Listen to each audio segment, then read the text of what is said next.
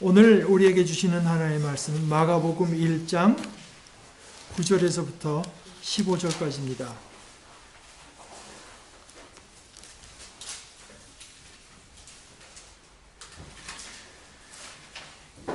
그 무렵에 예수께서 갈릴리 나사렛으로부터 오셔서 요단강에서 요한에게 세례를 받으셨다. 예수께서 물속에서 막 올라오시는데 하늘이 갈라지고 성령이 비둘기같이 자기에게 내려오는 것을 보셨다. 그리고 하늘로부터 소리가 났다. 너는 내 사랑하는 아들이다. 내가 너를 좋아한다. 그리고 그 성령이 예수를 광야로 내보내셨다. 예수께서 40일 동안 광야에 계셨는데 거기서 사탄에게 시험을 받으셨다.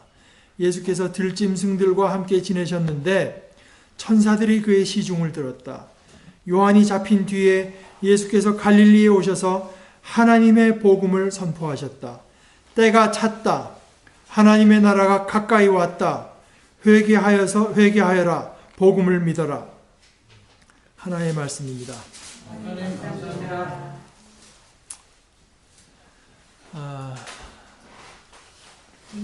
제가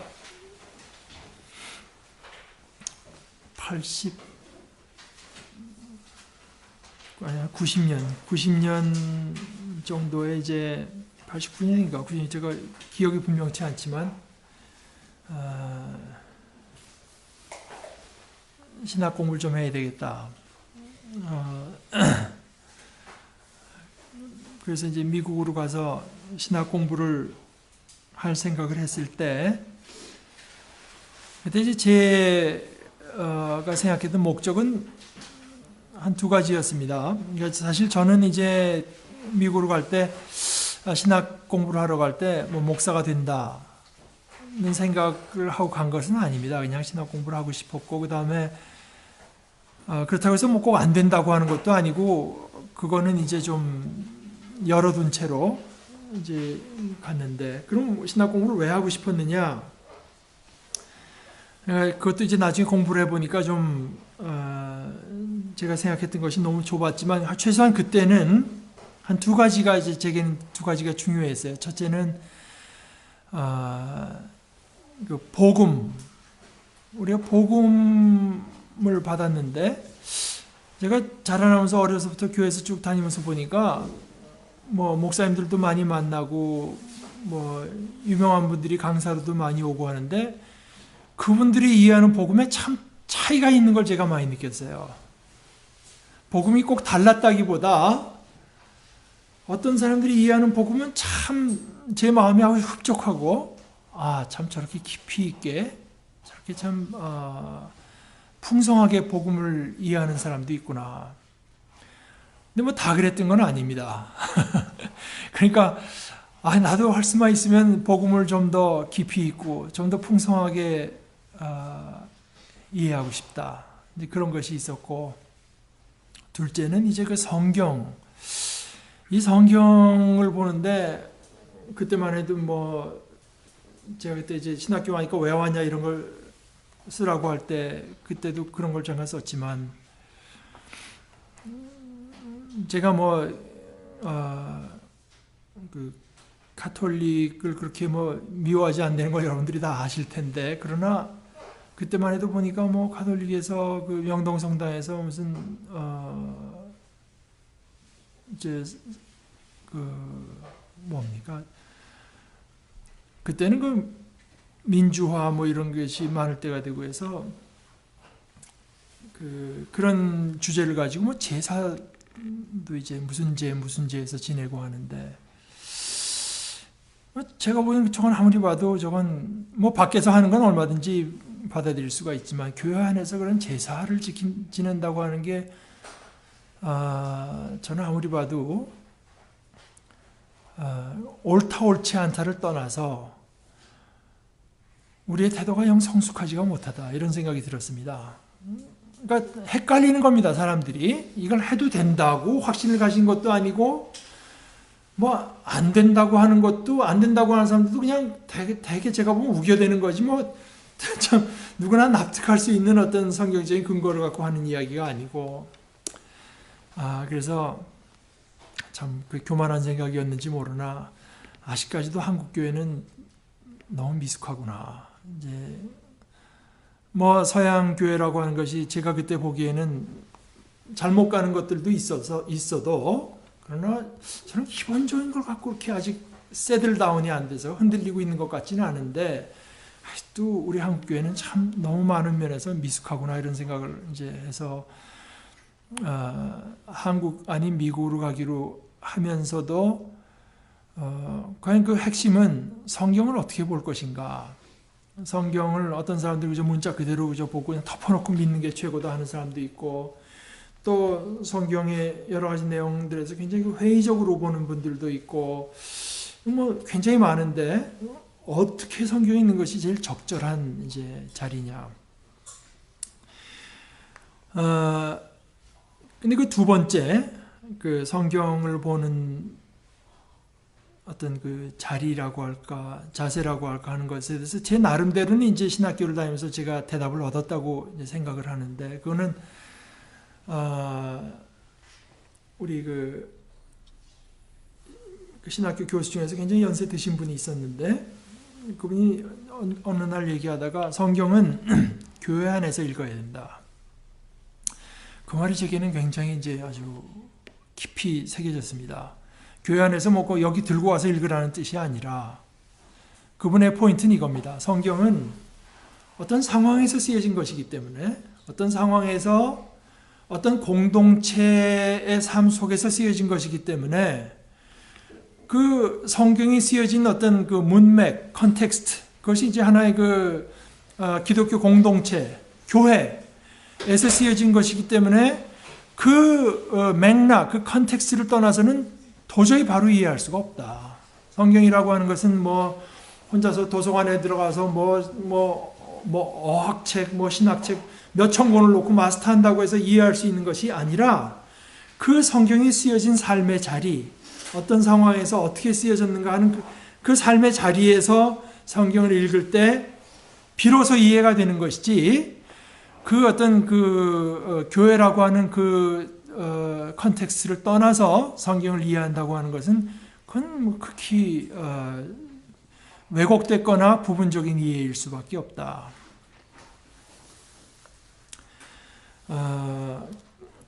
뭐 성경이 그 말 하나로 모든 것이 해결되는 것은 아니지만 저에겐 그것이 아주 깊이 공감을 자아냈고 지금도 이제 그렇게 생각하고 있습니다. 그러니까 얼마 전에 뭐 누가 글 쓴 거 보니까 교회라고 할 때 우리 한자로는 교가 그게 가르친다는 교 아닙니까? 교회, 종교는 큰 가르침, 교회는 이제 그런데 그건 아마 유교적인 영향이 굉장히 클 가능성이 많습니다. 뭐 유교에서는 배워야 되잖아요. 그러나 외국어, church라는데 뭐 교회라는 뜻, 가르친다는 뜻이 있는 거 아닙니다. 또 신약 성경에 에클레시아 하는 거는 불러냄, 어디로부터 불러냄을 받은 그래서 모이는 그 회합 뭐 이런 걸 말을 해서 얼마 전에 어떤 사람이 재밌는 말, 교회라고 부르는 건 좋은데 앞에 그 교자를 친교한데, 교제한다는 교자로 바꾸자. 이거는 예수를 주로 고백하는 사람들이 모여서 펠로우십, 서로 사귀고 나누는 자리지, 꼭 배우러 오는 자리는 아니다. 이제 뭐, 그랬는데, 그런 어떤 크리스찬들, 예수 믿는 사람들, 뭐 모이면은, 우리 중엔 뭐 아직 참, 감사하게 그런 일이 없지만, 어느 정도 보게 되면 꼭 이상한 사람이 한두 명씩 꼭 있습니다. 그래서 근데 그렇더라도 거기를 떠나서 꼭 그 교회가 아니라 교회라고 하는 세팅을 떠나서 나는 저거 꼴 보이시는 거 다 보기 싫고 오늘서부터 그냥 성경책 몇 권 하고 그냥 싸들고 폭포 밑에 가서 그저 도 닦듯이 기독교의 진수를 깨우치리라 이렇게 해가지고는 도저히 이해할 수가 없습니다. 우선 실감이 나지가 않습니다. 그래서 그 얘기는 이제 제가 막판에 조금 더 하겠는데 오늘 그 설교의 제목을 제가 그 광야에서 그랬는데, 그게 사실은 이제 13절에 예수께서 40일 동안 광야에 계셨는데, 거기서라고 번역된 것이 원어에는 이제 그 광야에서, 거기서입니다. 그러나, 제가 좀 이야기하고 싶은 게 있어서 그저 원어대로 그 광야에서 이렇게 번역을 했습니다. 예수님께서 세례를 받고 올라오실 때 보니까 하늘이 갈라지면서 하나님의 영, 성령이 비둘기처럼 자기에게가 아니라 into입니다. 자기 속으로 이렇게 내려오는 것을 보셨다고 원어에는 돼 있고, 그리고 하늘로부터 소리가 나기를 너는 내 사랑하는 아들이고 내가 너를 좋아한다. 그래서 그 순간에 하나님께서는 예수님께서는 왕으로서 그리스도로서 임명됐다고 보는 건데, 되자마자 이제 일어난 일은 뭐냐면 그 성령, 비둘기처럼 예수 안에 내려오신 성령이 예수를 광야로 내보내셨다는 말도 자꾸 헬라어로 해서 그렇지만 발로에서, 발로는 던진다는 겁니다. 던진다. 그러니까 예수님을 바깥으로 던져내는 겁니다. 그러니까 몰아내시는 거예요. 이거 물론 예수님이 거기 저항했다는 뜻은 아니라, 예수님 성령도 하나님과 예수님의 영으로서 같은 영이시지만 예수님을 광야로 급히 이제 내보내시는데요. 그 첫 번째 일어난 일입니다. 그래서 그 목적은 뭐냐? 40일 동안 광야에 계셨는데 거기에서 사탄에게 시험을 받기 위해서, 이 시험이라고 쓴 말, 헬라어 말, 이제 헬라어로는 한 단어지만 두 가지 뜻이 있습니다. 우리가 굳이 다른 언어로 이해하자면 첫째는 그야말로 시험입니다. 시험이라고 하는 게 뭐겠습니까? 내가 안다고 생각하는데 시험을 쳐봐야 진짜 하는 건지가 드러나죠. 또 이 그릇이 만들어진 것 같은데 제대로 뭘 견디는지 테스트를 해봐야 이게 강도가 얼마나 되는지가 드러나죠. 그런 의미에서 테스트입니다. 트라이얼, 테스트입니다. 이거는 이제 그 질이 그만큼 되냐 하는 것을 이제 테스트해 보는 것이고, 하나님께서 우리에게 시험을 주세요. 그런 의미에서 네가 정말 나를 사랑하는가. 그 대표적인 성경적인 예 하나가 아브라함대로 이삭을 바치라고 할 때 시험하신 거죠.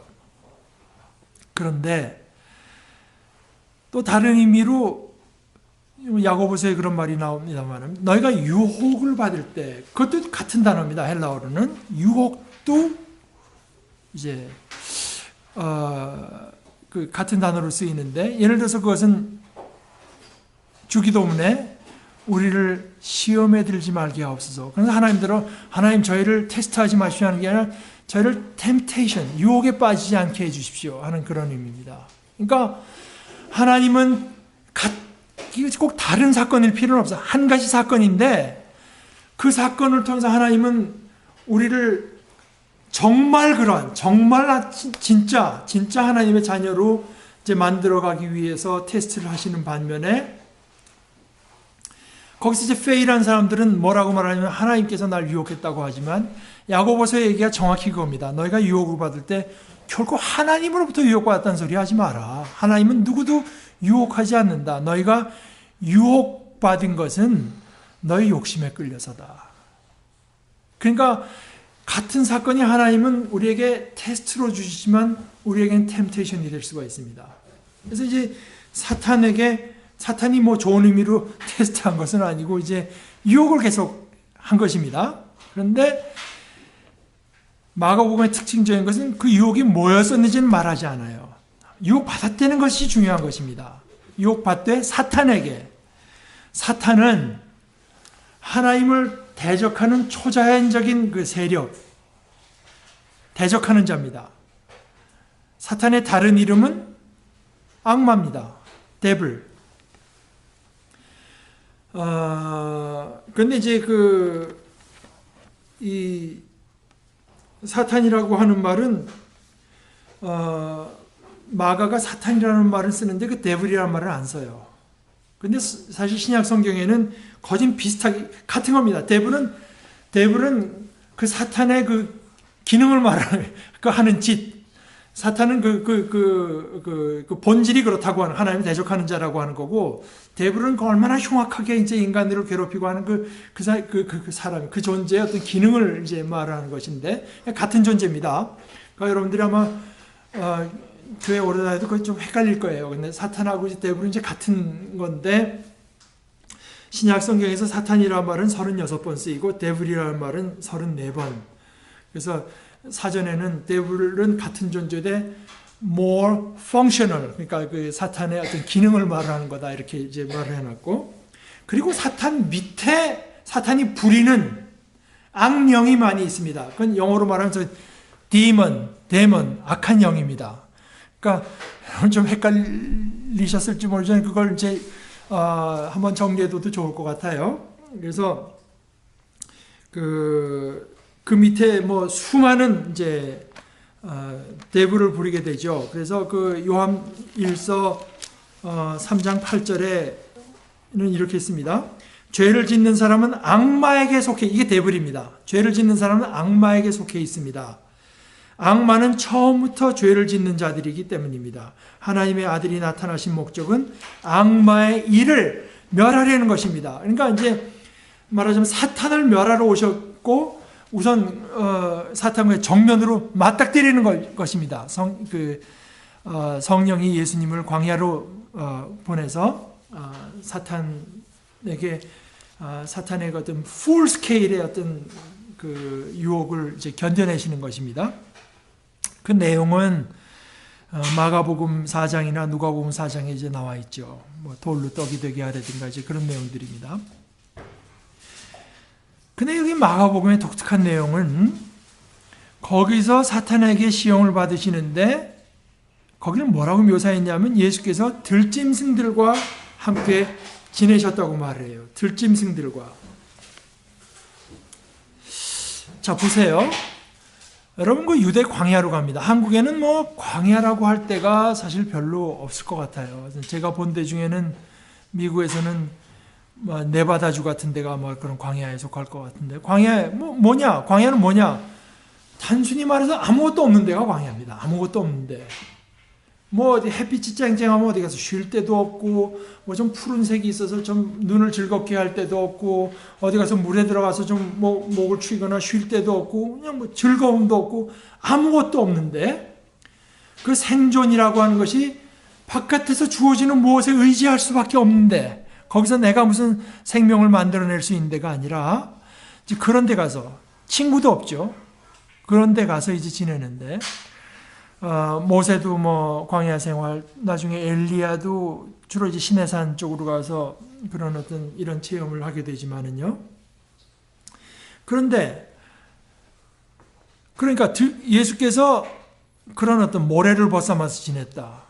뭐 맨날 그저 떠오르는 그 뜨겁기 짝이 없는 태양과 함께 지냈다고 하지 않고, 거기에는 굳이 그 들짐승, 광야에 있으면 들짐승인데 승냥이, 이리 또는 방울뱀 이제 이런 것들이 있지 않겠습니까?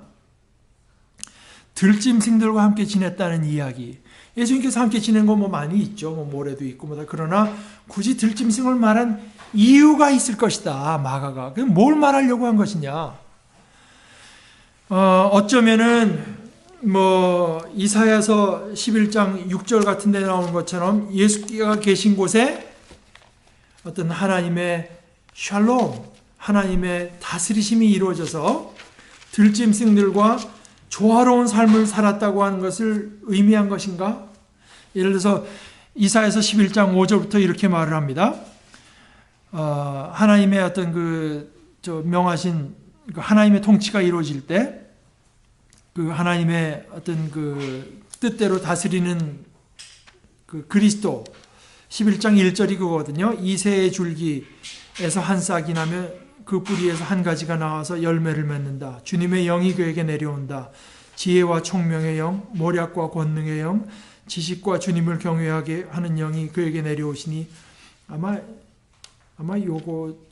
요것이 아마 메시아 가사에 나올 거예요. 어찌됐건 하여간 주님의 메시아가 이제 왔을 때 그는 눈에 보이는 대로만 재판하지 않으며 귀에 들리는 대로만 판결하지 않고 가난한 사람을 공의로 재판하고 세상에서 억눌린 사람들을 바르게 논죄하고 그가 하는 말은 몽둥이가 되어서 잔인한 자를 치고 그가 내리는 선고는 사악한 자를 사형에 처하고 그는 정의로 허리를 동여매고 성실로 그의 띠를 잡는다. 그때 하나님의 메시아가 오셔서 다스릴 때 그때 무슨 일이 생기는가 하면은 그때에는 이리가 어린 양과 함께 살며 표범이 새끼 염소와 함께 누우며 송아지와 새끼 사자와 살진 짐승이 함께 풀을 뜯고 어린아이가 그것들을 이끌고 다닌다. 암소와 곰이 서로 벗이되며 그것들의 새끼가 함께 눕고 사자가 소처럼 풀을 먹는다. 젖 먹는 아이가 독사의 구멍 곁에서 장난하고 젖된 아이가 살무사의 굴에 손을 넣는다. 나의 거룩한 산 모든 곳에서 서로 해치거나 파괴하는 일이 없다. 물이 바다를 채우듯 주님을 아는 지식이 땅에 가득하기 때문이다. 메시아가 오실 때 주님을 아는 지식이 땅에 가득해서 인간뿐 아니라 모든 짐승, 모든 피조물에게 가득해서 평화로움이 이루어지는 것을 말한 것인가. 근데 그건 좀 느닷없는 것 같아요. 사탄과 지내면서 뭐 그럴 수도 있겠습니다만은 그렇게 모든 것이 다 평화로운 데라면 굳이 또 천사들이 와서 예수님을 도울 필요가 뭐냐. 그래서 오히려 여기서는 들짐승이라고 하는 것이 그 위해가 될 수 있는 세력을 그대로 이제 그냥 들짐승으로 말한 것 아니겠느냐. 광야라고 하는 것이 아무것도 없는데 우리를 즐겁게 할 거, 정말 우리가 마음을 주고 할 만한 아무것도 없는 데일 뿐만 아니라 거기에 있다면 우리에게 위해를 끼치려는 것밖에는 없는 곳. 신데 천사들이 그의 시중을 들었다.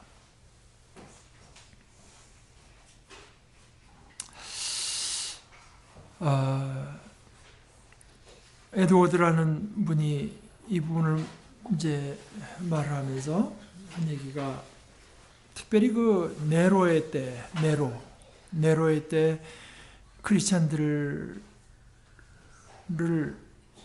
이제 크리스찬들에게 밖에 그 짐승들의 이걸 씌웁니다.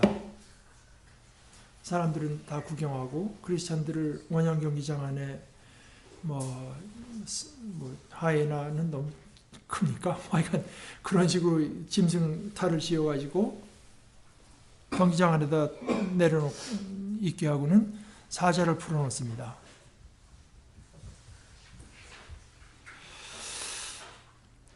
그 장면이 연상된다. 자기에게는.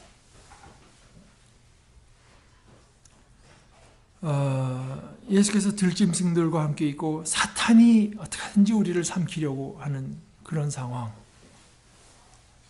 상황인데 예수님은 물론 그 전에 하나님으로부터 받은 말씀이 있고 그뿐만 아니라 천사들이 그의 시중을 들고 있습니다. 눈에 보이지는 않지만 들짐승은 눈에 보이지만 천사는 물론 눈에 보이지 않죠. 천사는 눈이 뜬 사람만 볼 수 있죠.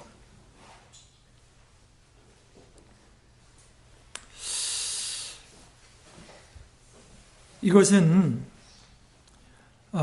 마가가 그분의 추측이고 저는 이제 거기 상당히 일리가 있다고 보는데 마가가 굳이 들짐승을 말을 한 이유가 그런 것 아니겠느냐.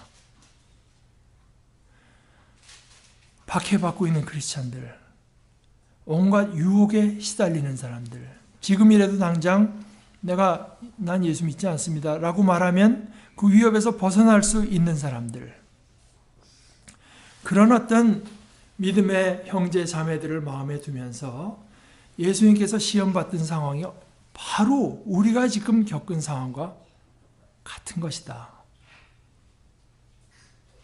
그리고 천사들이 그때 우리의 주님의 시중을 들었던 것처럼 천사들이 지금도 우리를 지켜주고 있다.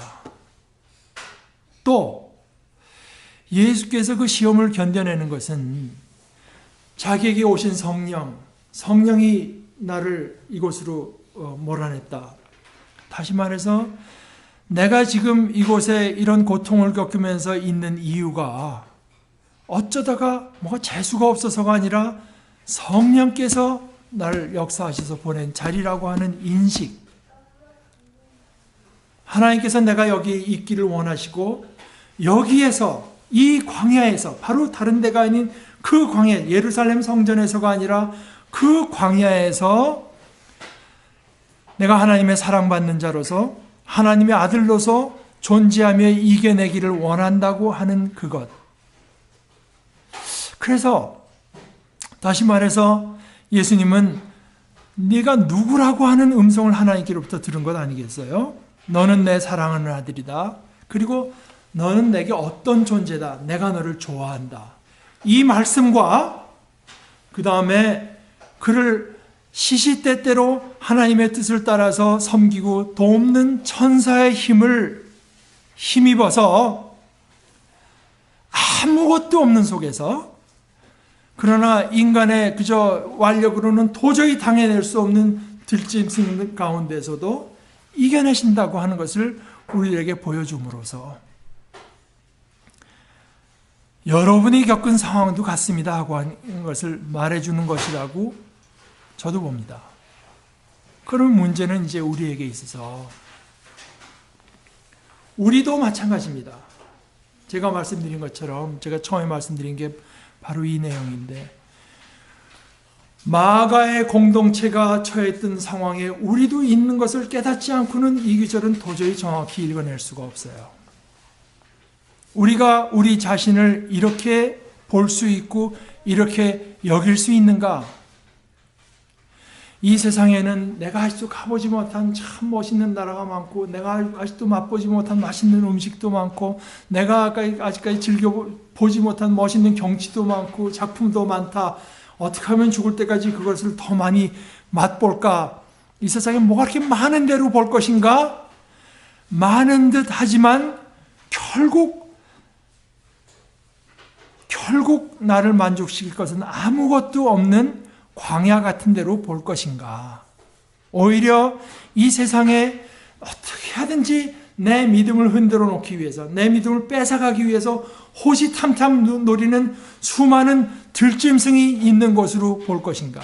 나는 어떻게 하다 우리 부모가 어떻게 만나서 이 땅에 생겨난 존재로 볼 것인가? 아니면은 나는 하나님의 자녀, 하나님의 아들, 그리고 하나님께서 나를 언제든지 사랑하시는 그런 존재로 볼 수 있고 여길 수가 있는가?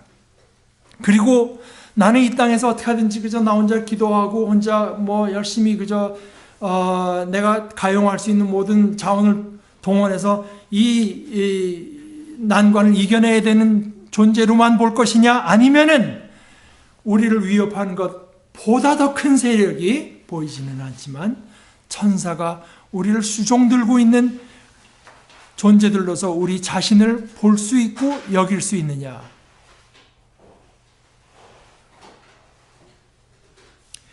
우리는 마가의 교회, 마가의 공동체처럼 이 말씀을 우리 자신에게 들려주시는 말씀으로 듣습니다.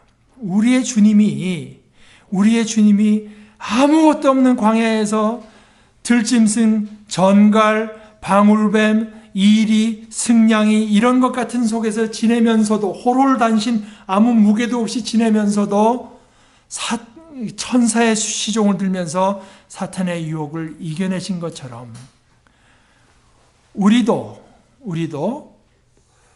우리의 상황에 과연 그러한 것을 깨닫고 예수님의 모습 속에서 우리 믿음의 창시자면서 우리 믿음의 주님의 모습을 발견하면서 우리 자신의 모습을 볼 수 있기를 바라고 또 반드시 보아야 됩니다.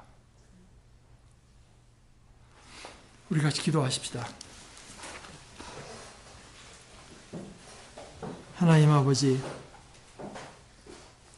저희들이 살아가는 이 세상에는 참 많은 유혹이 있는데 그 중에 어떤 것도 저희들의 재주와 저희들의 머리와 저희들의 실력으로는 이겨낼 수 있는 것이 없습니다.